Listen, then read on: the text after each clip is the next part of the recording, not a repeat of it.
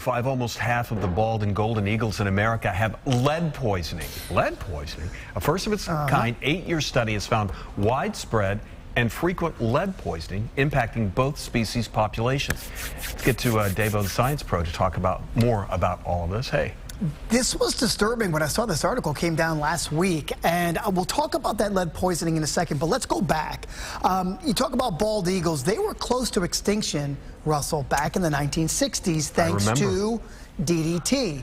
Horrible, horrible pesticide, which of course has been banned by now. That was banned in '72, and with the help of the Endangered Species Act in '73, population numbers of golden and, of course, the bald eagles went back up. Now today, there are more than 300,000 bald eagles alive in the wild. That's great, right? That's good news. However, 50% of those have lead poisoning, and this is a study that's been down over years in 38 different states. So it's not just a very small sample size, it's a very large sample size.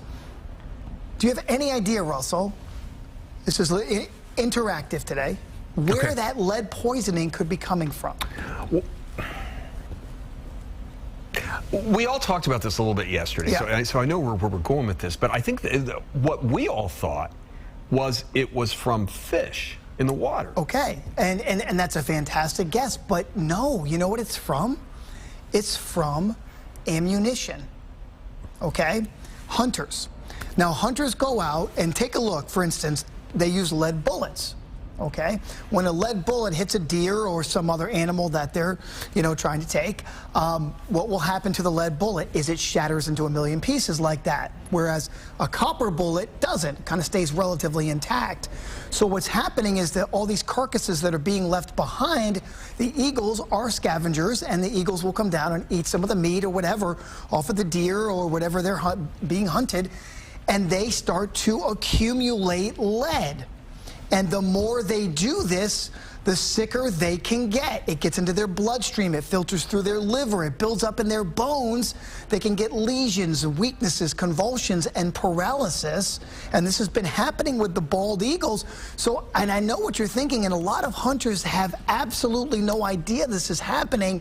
And all of these conservation groups are saying, listen, if you're going to go out and hunt, try to use copper bullets or something else that's non-toxic that you don't understand the ramifications of these eagles getting into it.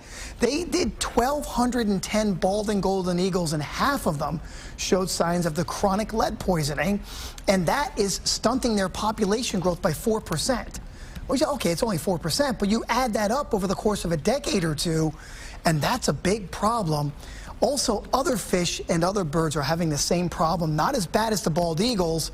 So really, the hunting community remains mostly unaware of this, at least from that particular article that I read. And you can see there, the eagles scavenging for particular different species. And this is the problem they're having. You never would have thought it would have come from ammunition. No. But it is. But it makes sense. It's bioaccumulation. It makes perfect sense. It gets into their tissues, and it doesn't go anywhere. Then they ingest more and more and more over time.